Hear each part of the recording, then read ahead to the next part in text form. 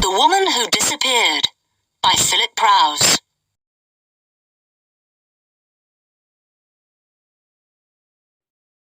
Chapter 7. Benny Greep. I looked at my watch. It was nearly 11 o'clock. I went back into the cafe and asked if I could look at the telephone book. I turned to L and ran my finger down the outside of the page. Soon I found the name I was looking for, Las Cabanas. I looked more closely.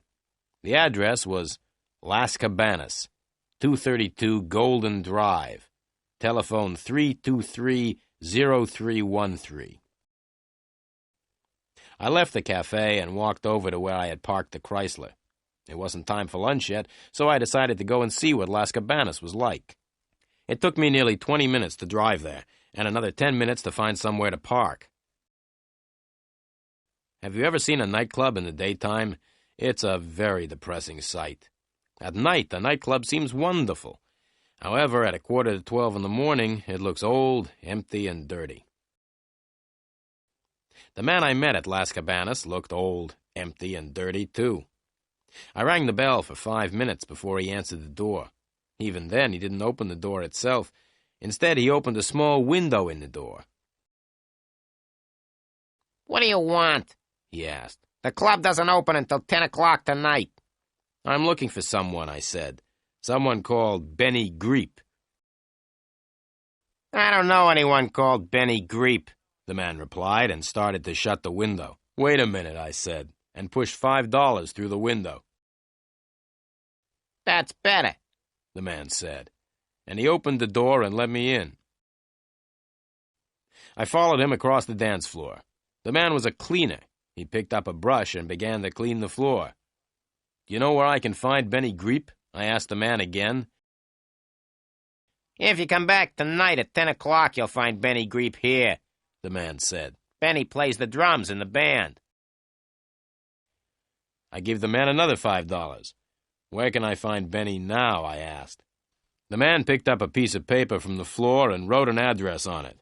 I took the paper and left immediately. As I drove the gray Chrysler away from Las Cabanas, I looked at the address the cleaner had written. 5314 Arvida Street, West Los Angeles. 5314 Arvida Street was an old block of apartments. I gave the porter a couple of dollars, and he told me which was Benny Greep's apartment. I walked up the narrow, dark stairs until I came to the 5th floor. I was looking for apartment 507. I knocked on the door of apartment 507 and waited.